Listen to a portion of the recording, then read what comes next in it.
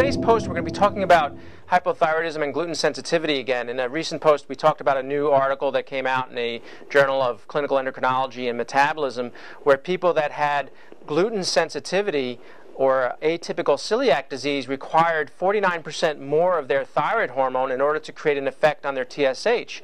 So we want to get into the fact that not only do you need to be avoiding gluten, but you also need to repair what damage has been done. So to just go off gluten may not be the only answer.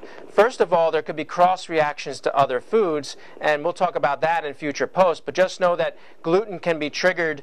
Your gluten sensitivity can be triggered from other foods, and these are called cross reactions.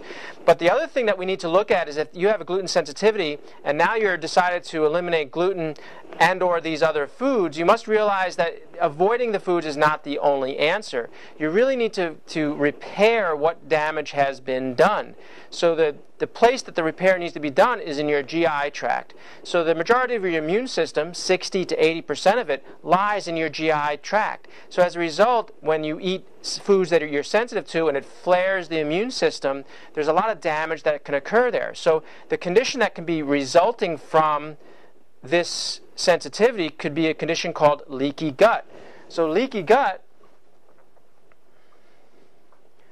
or intestinal permeability, is a condition whereby instead of the intestinal cells being nice and tight and not allowing any foods that are not fully digested to escape back into the bloodstream, there are now leaks in there. In other words, food can travel through your GI tract, and as a result of the leaks or the intestinal permeability, foods that normally would not travel back into the bloodstream end up getting there. So as a result, the immune system sees these foreign particles, because it's not recognizing them as it usually recognizes them because they're larger, it recognizes them as foreign, and as a result, the body will start creating antibodies to these substances. So you can actually develop food sensitivities other than your gluten because of this leaky gut syndrome. So as a result, what you need to do besides just avoiding the foods, you need to actually repair it. And we have protocols to do that. But some of the things that can cause the leaky gut are due to dysbiosis. Dysbiosis is a condition whereby you don't have the right amounts of bacteria.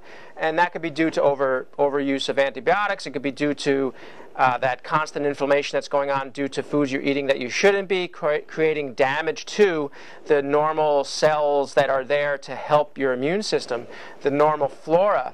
What's interesting is, if you remember from other posts, one of the things that this normal flora or these probiotics do is help convert your T4 hormones to T3. So a very important part of having a healthy immune system is having good gut flora. Another one could be you could have bacterial overgrowths, or you could have yeast overgrowths, or you could have parasitic infections.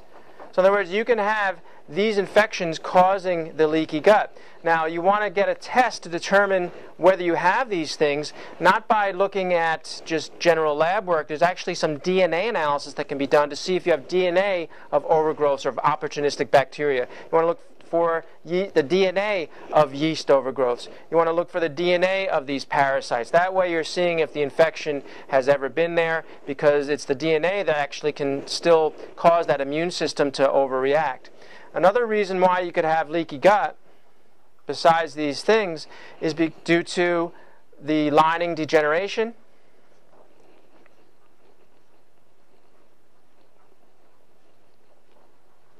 in between your intestinal cells.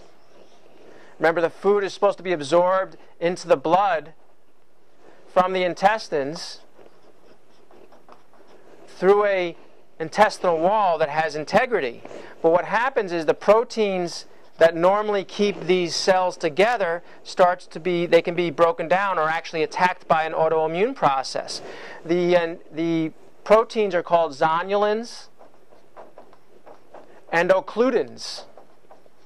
So you could actually have an immune reaction against the proteins that keep the intestinal wall together. As a result of the autoimmune attack, those barriers get broken down, and food now can travel through that normally would not travel through, and that's what leaky gut is. So you need to see if the lining of the intestines is intact via looking at these tests, These tests are done through a very specific process from a lab called Cyrex.